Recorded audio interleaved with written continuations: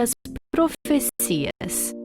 O método fundamental aplicado pelos adventistas do sétimo dia para estudar as profecias chama-se historicismo. É a ideia de que muitas das principais profecias da Bíblia seguem um fluxo linear ininterrupto da história, do passado ao presente e ao futuro. Esse método é semelhante à maneira pela qual a história é estudada nas escolas. Adotamos esse método porque a própria Bíblia interpreta as profecias dessa maneira. Ouça Daniel 2, 27 a 45. Mas há um Deus no céu, o qual revela os mistérios, pois fez saber ao rei Nabucodonosor o que há de ser nos últimos dias. O teu sonho e as visões da tua cabeça, quando estavas no teu leito, são estas. Estando tu, ó rei, no teu leito, surgiram-te pensamentos a respeito do que há de ser depois disto. Aquele, pois, que revela mistérios, te revelou o que há de ser.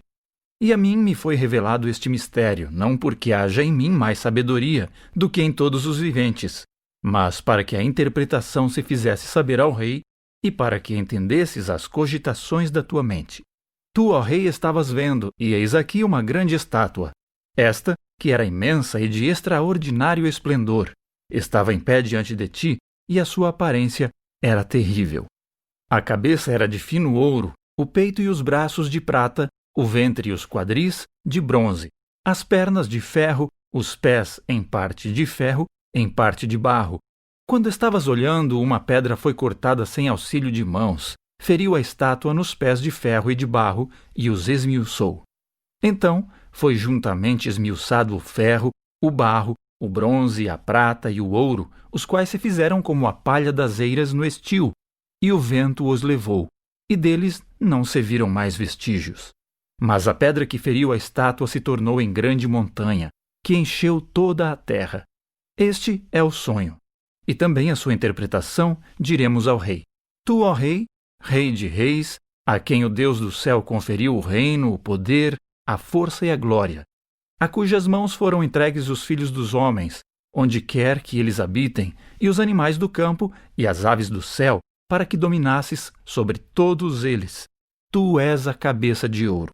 Depois de ti se levantará outro reino inferior ao teu, e um terceiro reino, de bronze, o qual terá domínio sobre toda a terra.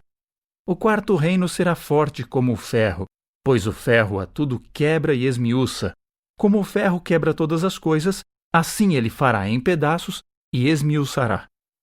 Quanto ao que viste dos pés e dos artelhos, em parte de barro de oleiro e em parte de ferro, será esse um reino dividido.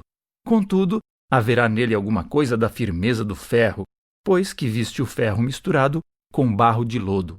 Como os artelhos dos pés eram em parte de ferro e em parte de barro, assim, por uma parte, o reino será forte e por outra será frágil. Quanto ao que viste do ferro misturado com barro de lodo, misturar-se-ão mediante casamento, mas não se ligarão um ao outro, assim como o ferro não se mistura com o barro.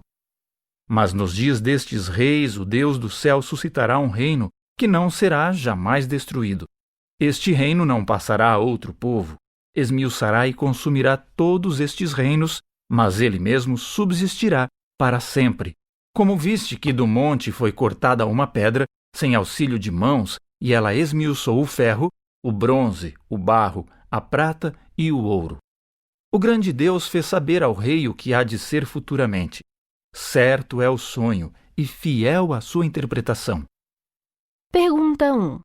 Quais aspectos do sonho indicam uma sucessão contínua e ininterrupta de poderes ao longo da história? De que maneira a própria Bíblia nos mostra como interpretar a profecia apocalíptica, ou seja, aquela relacionada ao tempo do fim?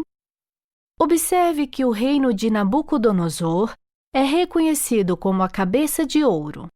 Portanto, Daniel identificou Babilônia como o primeiro reino. Em seguida, ele disse: depois de ti se levantará outro reino, inferior ao teu, e um terceiro reino, e depois um quarto. O fato de que esses reinos tinham uma sequência um após o outro, sem quaisquer lacunas, também está implícito na própria estátua, pois cada reino é representado em partes de um corpo maior, movendo-se da cabeça aos dedos dos pés.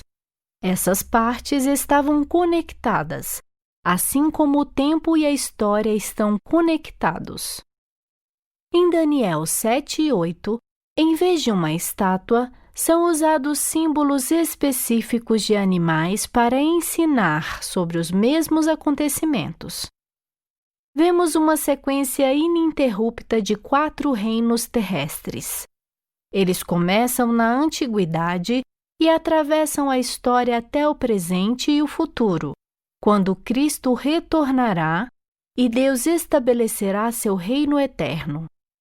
Portanto, a estátua de Daniel 2 e as sucessivas visões de Daniel 7 e 8 proveram o fundamento para a interpretação historicista protestante das profecias, que os adventistas do sétimo dia ainda defendem.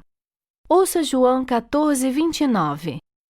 Disse-vos agora, antes que aconteça, para que, quando acontecer, vós creiais. Pergunta 2. Segundo as palavras de Jesus, como as profecias podem funcionar? Que enorme vantagem temos hoje em relação a alguém que viveu no tempo de Babilônia, considerando que grande parte da história já se passou?